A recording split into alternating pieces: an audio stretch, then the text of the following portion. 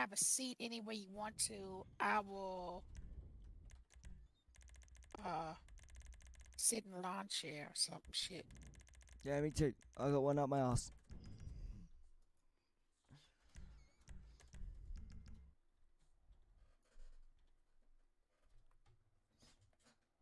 Okay. All right. Well, James, uh first things first, let me go ahead and get a copy of your ID for our record. There you go, treat. Oh, Got it. Okay. Let me just make a copy of this real quick. chat, you look ready for this? You look ready? Okay. It's gonna be a madness.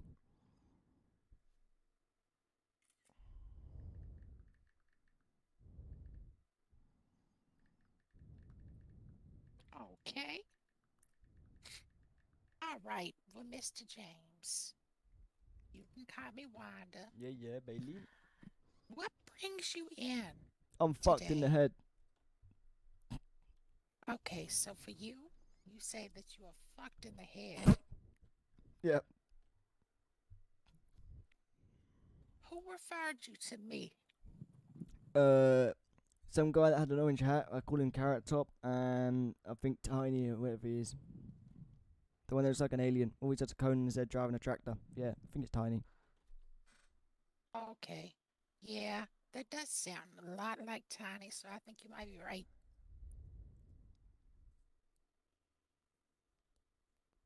Okay. I'll go ahead and get my. Oh, no, that's not it. Oh, she's not a Well, chair level. Fucking well, hell. shit.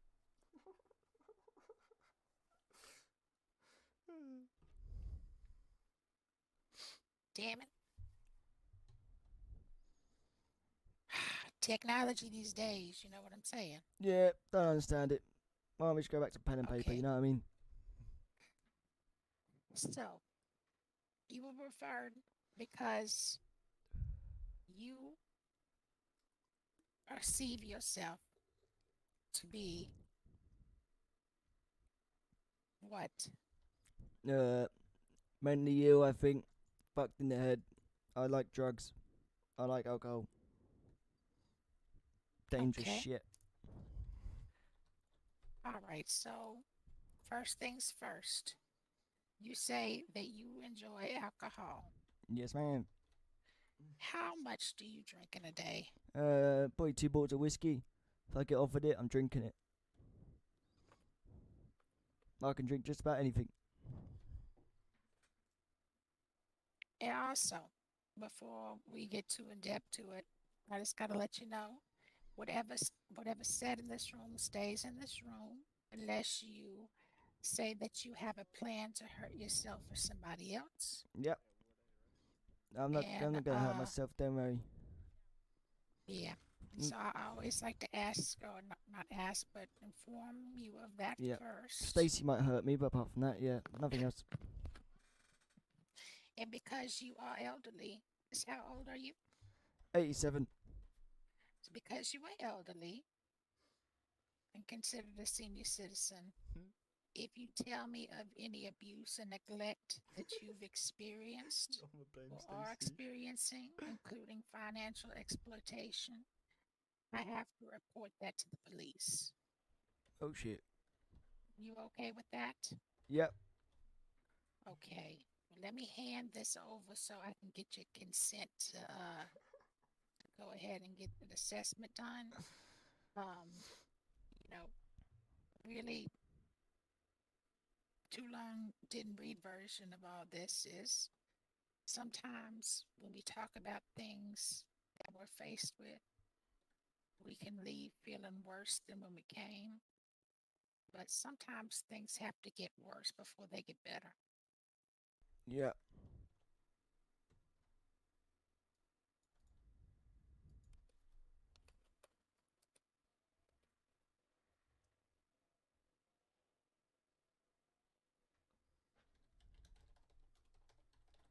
Do I just sign it?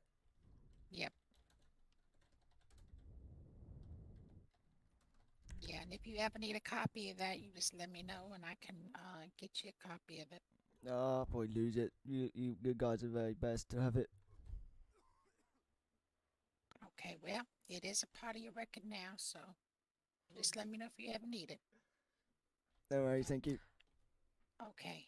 So have you ever been in treatment before for mental health, substance use? No. Okay. So this is really your first time. Yeah. Okay. So really, what I like to tell everybody who has never experienced this before, I'm not here to judge, but I'm not here to sugarcoat things either. Uh, really, when we get into these issues and we get into the nitty gritty of it, if there's something that you may not be seeing that I see, I'll let you know that. And if there's something that I am saying that doesn't make sense or doesn't apply or that I'm misunderstanding, then it's your job to correct me because you are the expert on you. Yeah. So, what we were saying before is you drink 2 bottles of whiskey a day. Yeah. When did that first start? I think just after the Second World War, I lost my wife, lost my family, and it just started there. I think depression hit, but I'm old school, so I weren't raised on all this therapy stuff. I was just raised to just get on with life, don't be a bitch, sort of thing. I hear that a lot. The suck it up and let it roll off your back Yeah. mentality. And like you say, back in the 1940s, 50s, even recently, we were taught as kids. Strong soldiers get up off the ground and march it off. That's what they tell you. Yep. Sure is. And so, since that time, you've noticed that you're down about 2 bottles of whiskey per day. Yeah, I drink that shit like water. Do you feel yourself intoxicated ever, or are you tolerant to the point where you would need more to feel that same feeling? I think I'd need more. I can't feel it. It's just like, waking up and having a glass of orange juice for breakfast. But mine's just whiskey. And so you drink it throughout the day. You wake up in the Yeah. morning all the way to night. Drink it. I drink one bottle when I wake up, have a few smokes, and then go about my day. And if I'm starting to feel, that I'm craving it, I'll drink that shit.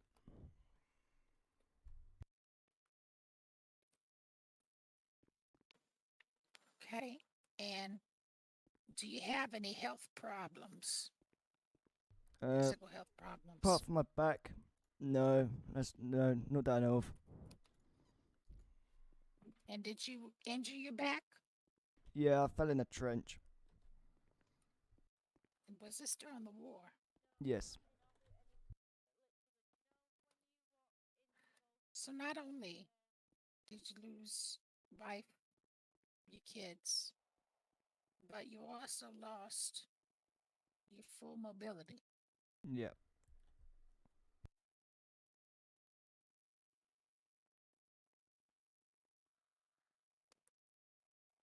And I know there'll be more to the story about the loss, but we don't have to get into that today.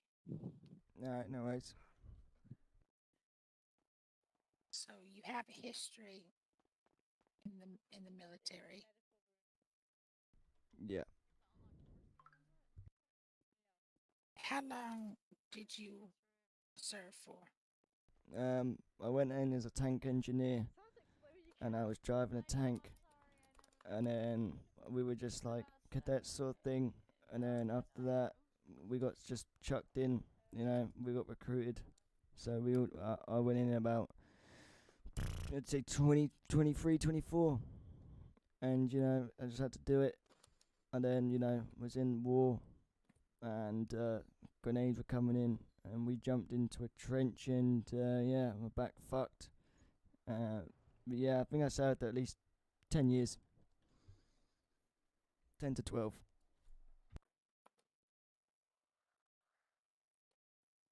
And so this pretty long service for having served in the war in World War II. Yeah. After the war, you say that you began drinking, and you also mentioned something about drug use. Do you use drugs? Yeah, if I can't get some of the liquor places around here won't serve me no more, or the bars, so I have to, resort to something else to give me that hit and that crave. So I sometimes get cocaine. Do you use cocaine daily? Uh, not on a daily. If probably about 7 lines a week. Depends on how stressed I am.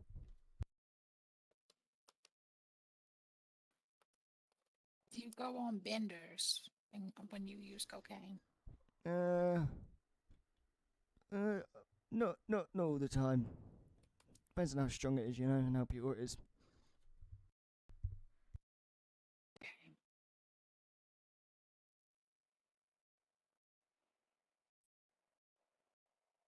All right. And when was the last time that you've used cocaine? About 3 hours ago. I was stressed about this therapy.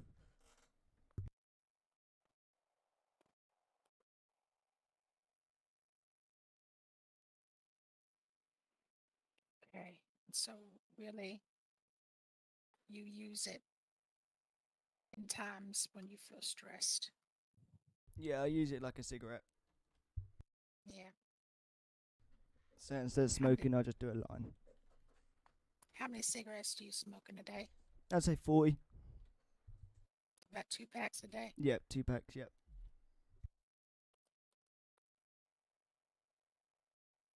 Okay. Any interest in quitting smoking? I've tried, but then it results into more cocaine or more alcohol. So, the science is split on this. Uh, they say best route is to go cold turkey of all your vices. I'm not of that camp of belief. I think that you have to tackle this thing, this elephant, huge elephant. If you're gonna eat it, you gotta start where you can start. And Yeah. I think the tobacco use for you right now is the least risky. Yeah. You agree with that? Yeah, I agree. Okay. All right. Now, understandably, your experience with depression uh, was a result of few things all at once. Lots of anguish within your life, lots of stuff going on within the world. Um, do you have a family history of depression, anxiety, bipolar, any kind of mental illness? Um, my grandson Kray, he suffered with a mental illness. He was locked up in a mental institution. Uh, he would be calm, and then all of a sudden he would click like a bomb. It's like shaking like a Coke can. You shake it too much, it's gonna explode. So apart from that, no, not that I know of. That's your grandson. Yeah, Ronnie Kray.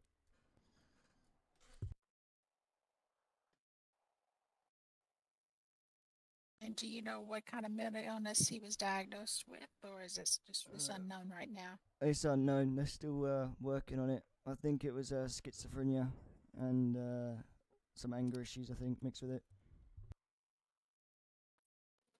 Okay. But no clue. Something interesting um, about mental illness.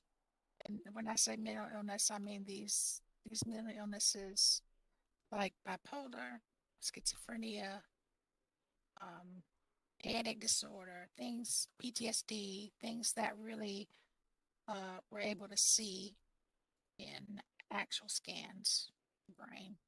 Yeah. Um, they do tend to run in families. And, you know, the interesting thing about that is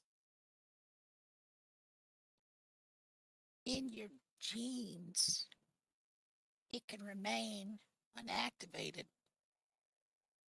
And it only takes one stressful thing to break that barrier, and then it's out and you can't put it back in. Cancer's like that too. Yeah. The environment, if you're in an environment that produces the result of cancer or illness like that, if it's hereditary, then sometimes that threshold is crossed, and then boom, there it is. Um, just from speaking to you and taking this history today, uh, of course, it's not easy to get a full picture with, in the amount of time we've been talking today, but I've narrowed it down um, to really a preliminary diagnosis, and to get a little bit more clarification with it. Do you have flashbacks, nightmares? Yeah. I see a lot of blood and limbs missing off people from in the war. Um, I see a lot of And so, dead bodies and stuff. it is. It is almost exclusively visions of the war. Yeah. Are they random or are there triggers for you? Uh, no, I think that's right. When I'm asleep, I can hear them screaming. Like there's one time where there was a jeep. It was like an armored jeep, and it blew up. And they were trying to smash the window, but we couldn't get to it because it was on fire. And I see them, trying to get out and trying to help them, but I can't. So it's like sort of things like flashbacks will happen. There's no triggers, just when I'm asleep mainly, or I'm sat there alone, like on my sofa, and I just can't help it, and it happens. So I use cocaine or whiskey, just mute them sort of thing and get them out, so it stops them. My voice is gone. Fuck. Yeah. So yeah, there we go. Testing, testing. There we go. We got it back. Okay. Going like this to you know what I mean.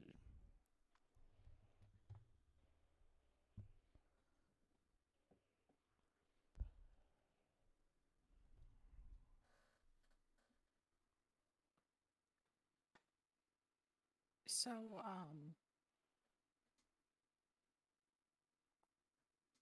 really, the diagnosis we're looking at, and it shouldn't come as any surprise, I would imagine, is post traumatic stress disorder. Yeah. That's the primary one. What comes secondary is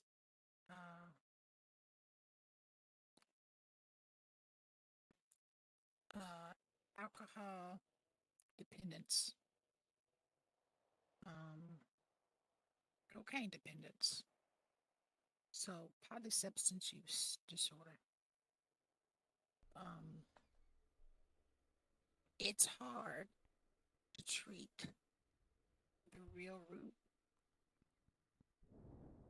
when you have a dual diagnosis, which is, this polysubstance use disorder. Um, Recommendation that I have, and I know that we don't have it in the city, would be an inpatient rehabilitation to um, help you go through medical withdrawal. Yeah. Because if you do You're at the point now to where your body is completely reliant on the alcohol to function. Yeah. Very dangerous if you don't continue to drink as you have been. Uh, not the best news, but where we're at. Um,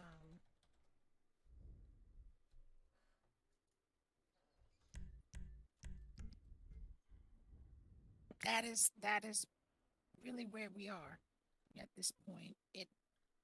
It's a level of readiness for you. Yeah. Not everyone is ready. So, you know, motivationally, I would recommend that you really think and consider what the, the motivation is for you to get off of the alcohol and the drugs. Mhm. Any reason is reason enough, Yeah. but it depends on what motivates you and your level of readiness. Yeah, I agree So, with you.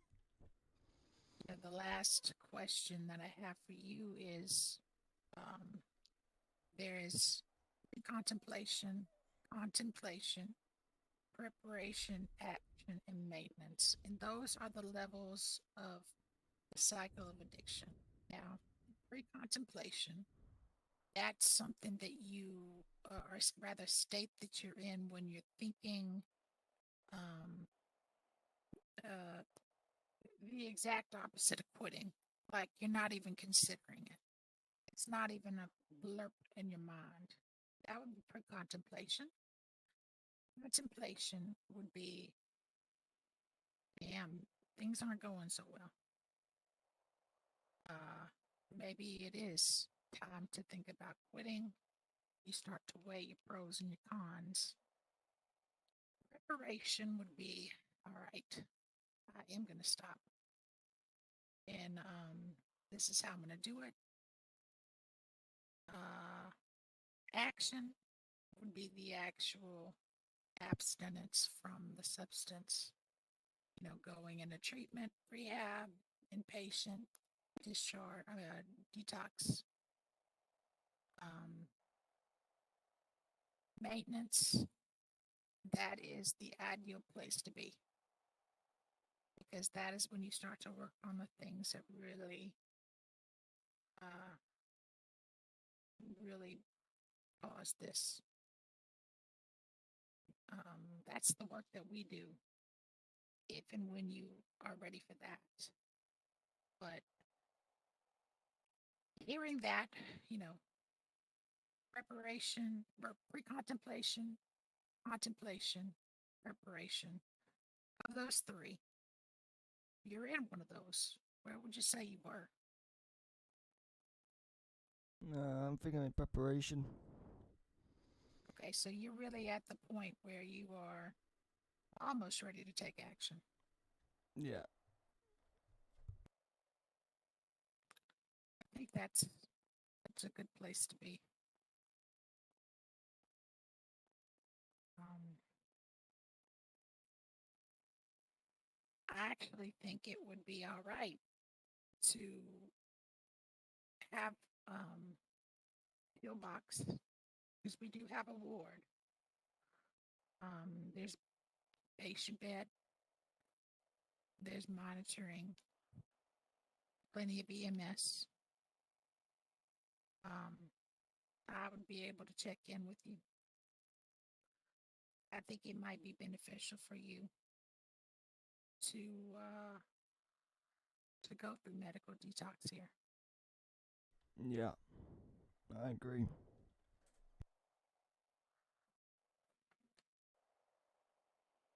So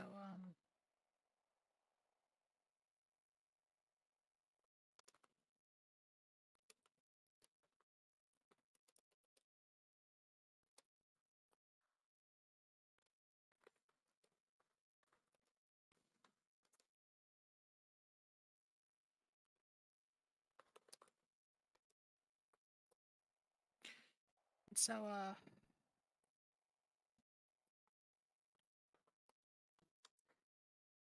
the only thing I'd really have to do is get clearance from the medical director, because this would be our first um, admission for it.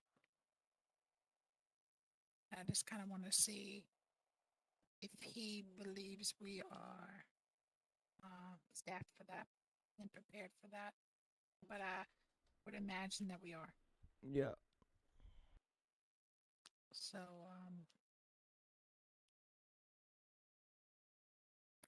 what are some feedback from you? What's going through your head now? I'm ready to get my life back in order and to try and, try and find a job. Because I'm living off the state at the moment. But, the drug tests and alcohol tests, and because of my age, I can't really find work. So, try and, clear them off the bucket list so I can actually try and get a job. That I can help you with. I think during our time together, we'll be able to really figure out where you would flourish occupationally. So we got a lot we can work on. Yeah, I look forward to it.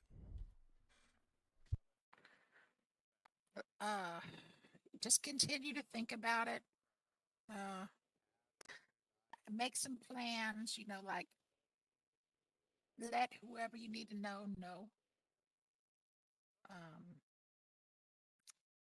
and then once I'm able to meet with uh, the chief, I will reach out to you and see, when you are ready to take that step. Alright, no worries.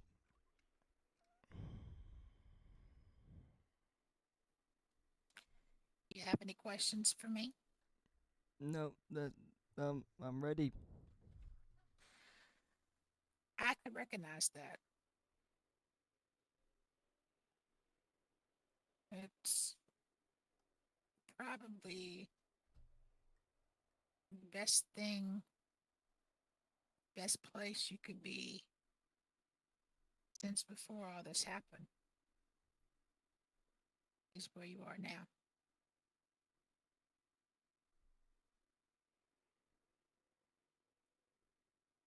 Not the easiest, but the most hope filled place.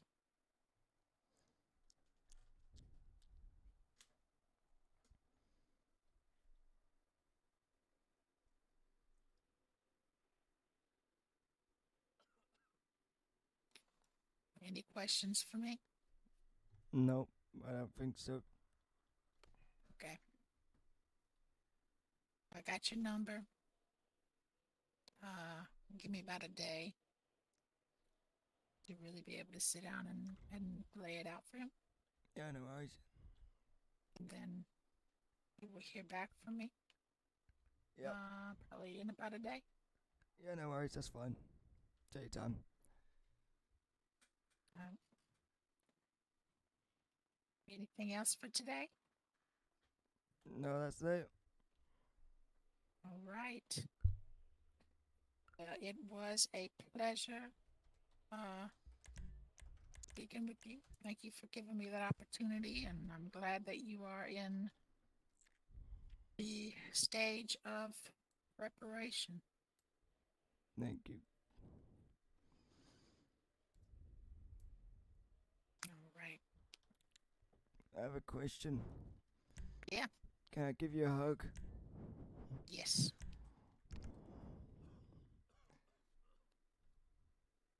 I say thank you. Oh, yeah. The future's still bright for you.